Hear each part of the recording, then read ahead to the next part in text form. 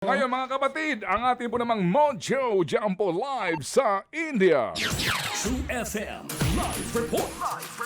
Kasama nga po natin si Julie Baisa dyan sa Bangalore, India para ibigay po sa atin ang huling mga kaganapan sa state visit pa rin po ng Pangulong Bongbong Marcos Jr. Julie, anong latest?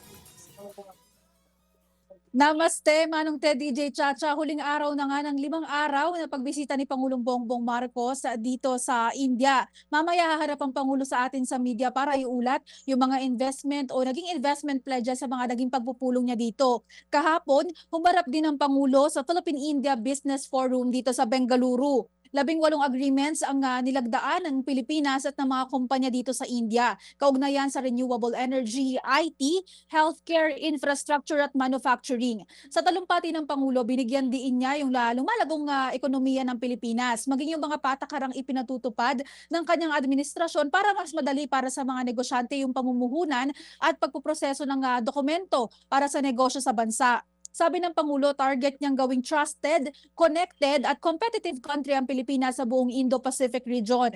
Matapos siya, nagkaroon din siya ng high-level one-on-one discussions sa mga business leaders sa kinabibilangan niya ng Ison Tower at Nefroplus na mga kumpanya dito. Yung Ison Tower, nagsabi sila ng planong mamuhunan sa digital infrastructure ng bansa. Yung Nefroplus naman, may planong tulungan yung Pilipinas na palawigin yung ating universal healthcare system. Sa ulat ng Pangulo, sa kapihan mamaya inaasahan nating magbibigay din siya ng halaga, DJ Chacha, Manong Ted, kung magkano yung mga pledges na natanggap natin at kung ano pa yung naging bunga ng kanyang pagbisita dito. DJ Chacha, Manong Ted?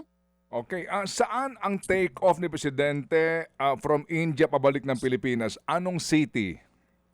Bengaluru, dito sa Bangalore. Alright, at yung plane niya ay Philippine Airlines, di ba? Special flight nga ito, flight, 001, no? Laging Yes, ganun yan. PR001. Oh, so kasama na kayo dun sa flight na yon, Julie?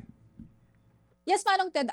Yung ilan sa amin, kasama ako doon kasi nagbubunutan yan. And then merong mga nagko-commercial flight. So yung mga commercial flight, may iwan muna sila dito. Okay, sige. So, ano daw, girl? Makakasama niya ang Pangulo, pabalik ng bansa. Anong oras ang flight niyo today, Julie?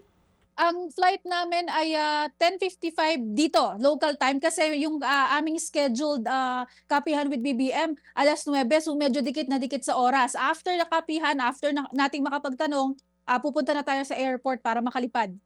Okay, sige. So, siguro abangan namin ang iyong summary ng iyong pagbabalita nga dito sa mga achievement ng biyahe na ito. Kasi mahaba-haba itong biyahe.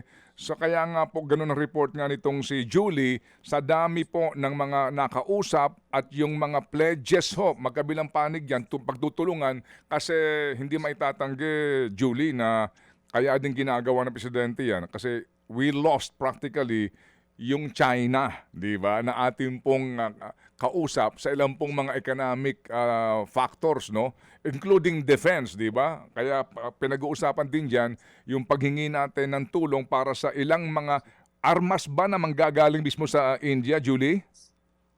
Noong 2024, Manong Ted, meron ng BrahMos missiles na na-deliver na kinumpirma ng India. Ang sabi ng Pangulo sa interview niya kahapon, posibleng magdagdag pa daw ang bansa ng BrahMos missiles. Pero Manong Ted, nilinaw din ng Pangulo kahapon na hindi daw tayo naghahanda sa giyera. Modernisasyon daw yan at pinalalakas lang natin yung ating hukbong sandatahang lakas ng Pilipinas at yung depensa ng bansa. Ayun. So, kumbaga, pagdaragdag din ng maaari nating makuha, siguro with discount. Pwede bang ang bayad dyan, 5-6? Ay, sorry. Oo. Napangiti mo tuloy si Julie. Okay, Oo. sige. Salamat na marami sa iyo, ha, Julie, at mag-iingat ikaw. Keep us posted. Thank you po. Mayan nga po ang ating mobile journal live mula sa Bangalore sa India, Julie Baisa.